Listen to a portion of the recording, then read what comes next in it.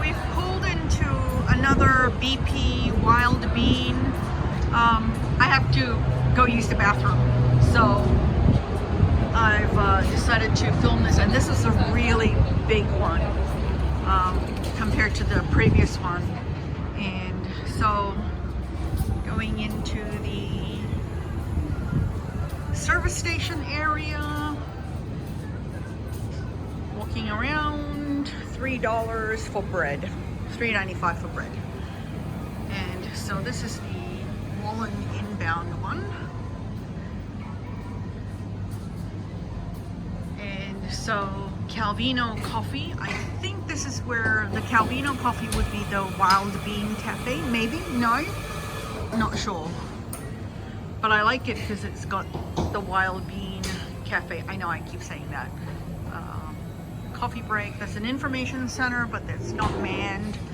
But so that's into the services and the cafe and the drinks and things like that.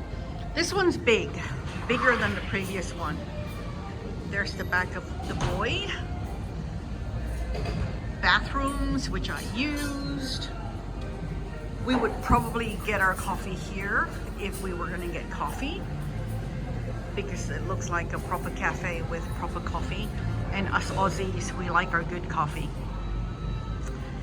And let's go look at the food, because this one has a lot more food options. So there's a Macca's and a Mac Cafe. Don't like the coffee at Mac Cafe, but there are people who drink it, so I think the Wild Bean coffee is better than the Mac Cafe coffee. You can fight me on that one. So Macca's and Oliver's. I've seen Oliver's around a fair bit actually, and I've not been in one, but there have been quite a few along the road for this trip.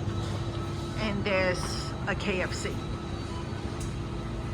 So this would be more the typical size of a service center that we would normally stop at. Pardon the buzzing. Yeah, so look at that. That's pretty big. This, I would consider this a pretty big one. I have been in a couple that have been a little bit bigger, but I would say this is typical. And the first one we stopped at with only the Hungry Jacks and the Wild Bean, that's a bit on the smaller side. So this is going outside, side doors, and I just wanted to show you the view, because I don't know if you can see. I'm trying to zoom, but see, that's another one, same cafe and service center on the other side of the highway, and there's that house on the top of the hill. It looks like a giant house, and then over there's another house on the top of the hill. So that's pretty cool. I reckon they have pretty good views.